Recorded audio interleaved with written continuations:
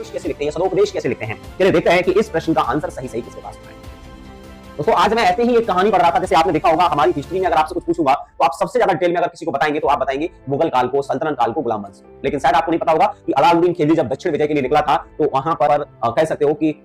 युद्ध हुआ। राजा थे कर्ण सिंह,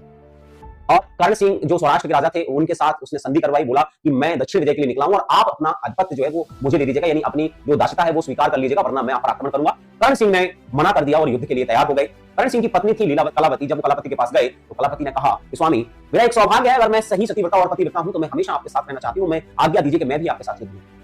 भीषण युद्ध हुआ, अलाउद्दीन की लाखों की सेना और कर्ण सिंह युद्ध करता हुआ वीरगति को प्राप्त होने वाला था कि वहां पर युद्ध करते करते उनको बचाने के लिए कलावती आई और कलावती ने शस्त्र उठाए और हजारों जो गुलाम वंश के जो सैनिक थे, अलाउद्दीन के जो सैनिक थे, उनको कत्ल कर दिया।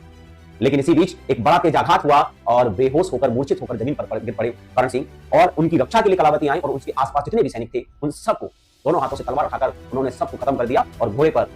कर्ण सिंह को पीछे रखकर, आप समझिए भारतीय महिला आप केवल अबला नारी के रूप में जानते हैं, लेकिन भारतीय महिलाओं के इतिहास को पन्नों में दबा के रख दिया। ये जो मैकाले की शिक्षा थी, इस शिक्षा ने हमारे उन वीरों का हनन किया, उनका अपमान किया जिन्होंने सर्वोच्च नौसावर कर दिया अपनी मातृभूमि। कलावती उनको लेकर घर आई तो बताया गया कि जिस तीर से राजन पर, कर्ण सिंह पर प्रहार हुआ उसमें जहर लगा था और ये जहर तब तक नहीं निकलेगा जब तक इनके जहर को कोई निकाले।